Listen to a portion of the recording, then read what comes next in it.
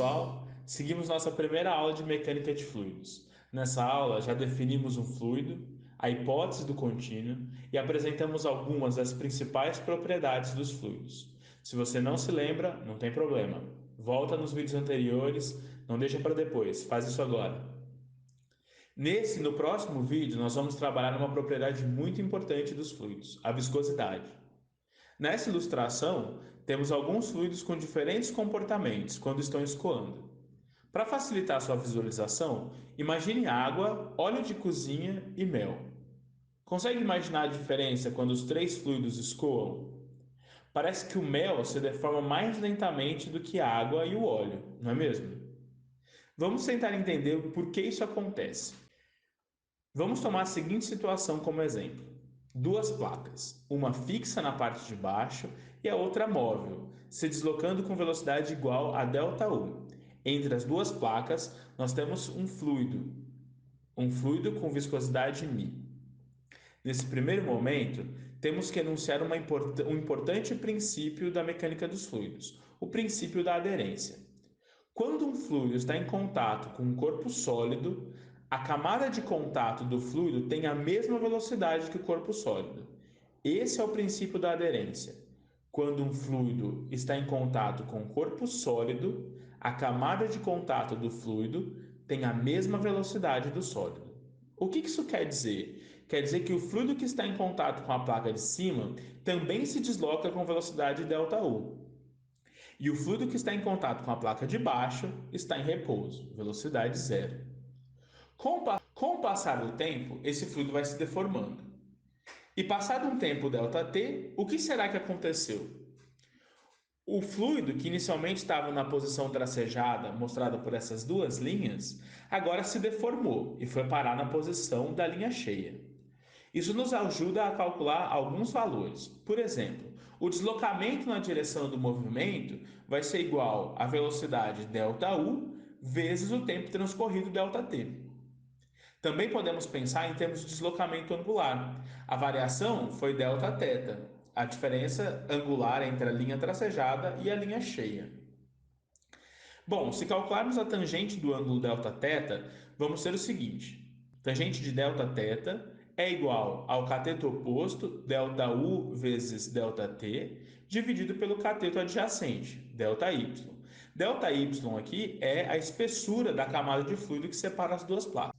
Rearranjando essa equação, podemos escrever que a tangente do ângulo Δθ dividido pelo tempo ΔT é igual à velocidade ΔU dividido pela espessura do fluido ΔY.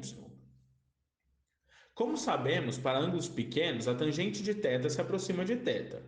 Então, temos que Δθ dividido por ΔT é igual a ΔU dividido por ΔY.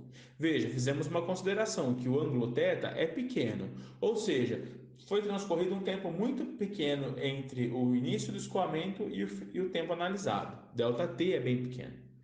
A primeira parte, ΔT, dá uma noção de taxa de deformação e poderia ser utilizada para encontrar uma relação da tensão de cisalhamento tal. Vejam, quando um fluido é exposto a uma tensão de cisalhamento, ele escoa. Ou, se ele escoa, é porque existe uma tensão ali aplicada. E é essa relação que a gente quer encontrar entre a tensão do cisalhamento tal e a deformação. Essa tensão tal é proporcional à taxa de deformação ΔT. A taxa de proporcionalidade é chamada de viscosidade. Ela relaciona a tensão aplicada com a deformação no intervalo de tempo. Essa viscosidade é uma propriedade do fluido, depende das suas características, mas também depende da temperatura e pressão que esse fluido se encontra. Por isso é chamado de propriedade termodinâmica do fluido. A gente vai ver na próxima aula as variações da viscosidade em relação à temperatura. Quando a taxa de deformação é diretamente proporcional à tensão de cisalhamento, ou seja, Δθ, ΔU é diretamente proporcional a tal, a nossa tensão de cisalhamento, podemos escrever que tal é igual a μ, nossa viscosidade, vezes du dy. Essa equação é conhecida como lei de Newton aplicada aos fluidos. Veja só, lembrando que du dy é igual a Δθ ΔT. Há diversos tipos de fluidos. Alguns seguem diretamente essa relação de proporcionalidade entre tensão e deformação. Outros não seguem. Há um campo da ciência dos materiais que estuda essas propriedades dos fluidos. Ela é chamada de reologia. A reologia classifica os fluidos de acordo com a relação tensão-deformação. Os fluidos newtonianos seguem exatamente a relação tal igual a μ du dy. E os não newtonianos, dentre eles os plásticos de Bingman, os pseudoplásticos, os plásticos reais, entre outros, não seguem essa equação. Veja que cada um vai ter um comportamento diferente de relação tensão e deformação. É só a gente olhar esse primeiro gráfico aqui, a gente vai aprofundar ele no nosso próximo vídeo. Mas, basicamente, se eu tiver um gráfico de tensão, deformação, os fluidos newtonianos têm início da tensão aqui no zero, ou seja, sem nenhuma tensão aplicada, nenhuma deformação, e ele aumenta a tensão deformação com a reta.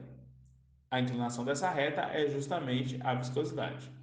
Os plásticos de Bingman precisam de uma tensão tal zero para começar a escoar, e depois eles começam o escoamento seguindo a lei de Newton. Outros fluidos vão ter um comportamento não linear de tensão e deformação. Vão fazer um caminho diferente da lei de Newton aplicada aos fluidos. A gente vai ver isso um pouquinho mais com alguns exemplos na próxima aula. Bom, esse foi o nosso primeiro vídeo sobre viscosidade. No próximo vídeo, a gente vai ver um pouco mais sobre reologia, sobre a relação da viscosidade com a temperatura, e num terceiro vídeo ainda vamos fazer alguns exercícios de aplicação. A gente vai ver, por exemplo, qual deve ser o torque aplicado no sistema de cilindros para mantê-lo em movimento. Quando a gente tem dois cilíndricos concêntricos com fluido separando os dois, esse sistema é chamado de mancal e é muito aplicado nas indústrias. A gente vai ver como projetar um mancal na próxima aula. Um abraço e até já!